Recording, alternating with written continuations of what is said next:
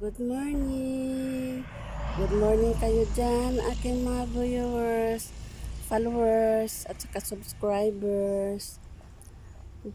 Dito na naman ako guys sa aking halaman.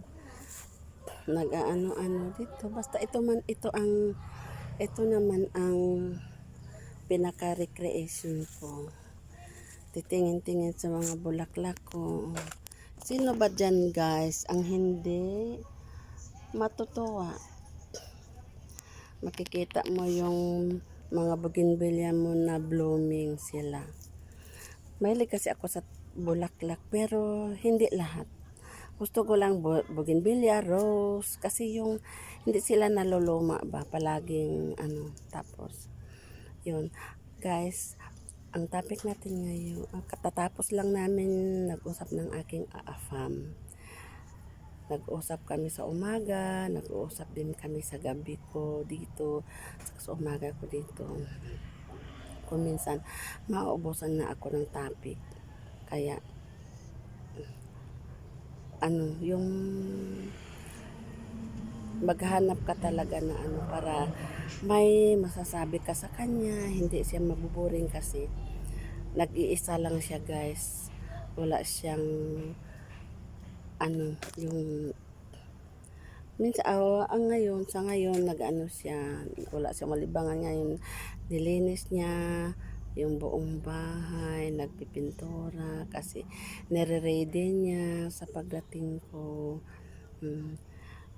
Saka ako naman dito guys, para hindi maboring na mag-antay kasi pinalo up ng afam ko yung visa ko sa immigration center doon sa US. Ay before December nandoon na ako. Matagal pa yun guys. No, nag-umpisa kami mag-process April 15, April, May, June, July, August, September, October, November, August, September, October, November, 3 months pa. 3 months pa ang aantayin. So, eto, just try yourself to be busy. Kaya dito na naman ako sa nag-inspection sa mga bulaklak ko, sa mga tanim ko. Ayan.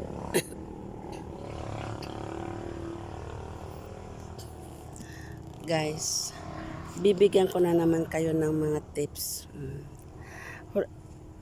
Alam nyo ba ang edad ko is 59.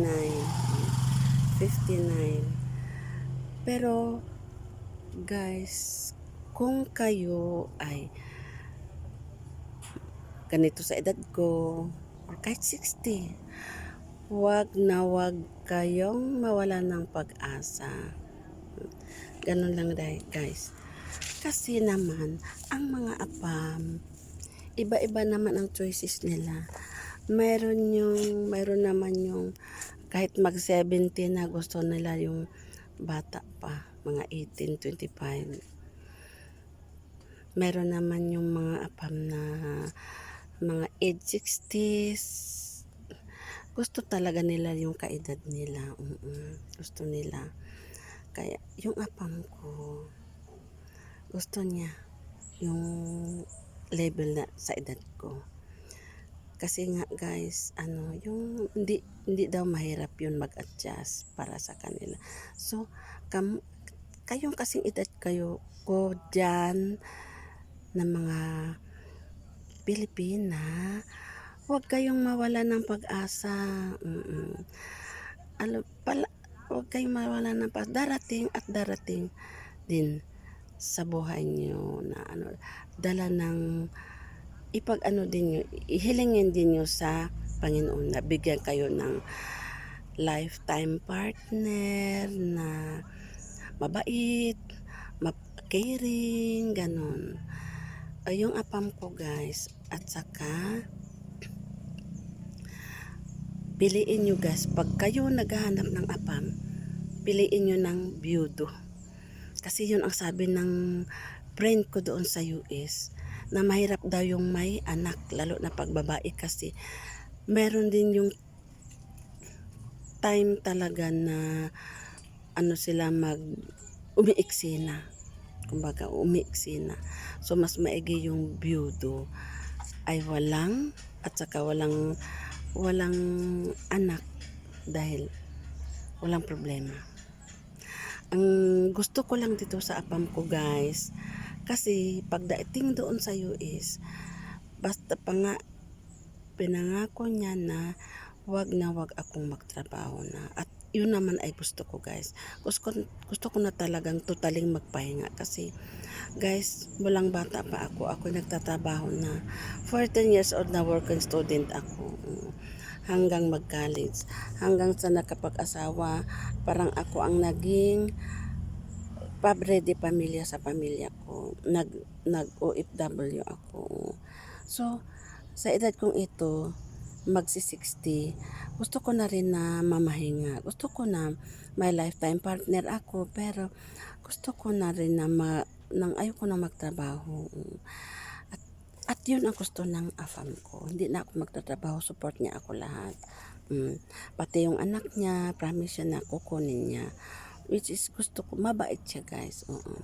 At saka, ano na siya, pag kayo naman guys na maghahanap ng apam, piliin nyo yung guys yung 58 above, kahit 70, pwede pa yun guys. Kasi, yung mga edad na yun, stable na sila sa pera.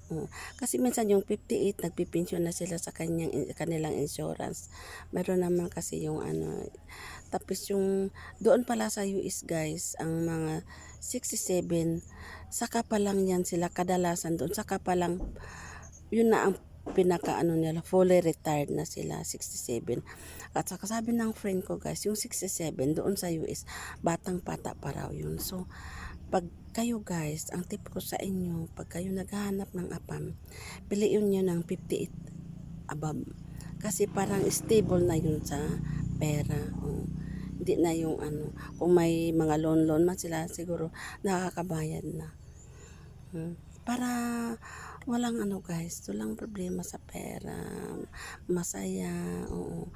Wala na kayo, fully retired na siya guys, hindi na siya magtatrabaho, puro na lang gala ang atupagin nyo. So, yun na lang guys, salamat sa inyong panonood, salamat, don't forget to click the notification bell and the subscribers button.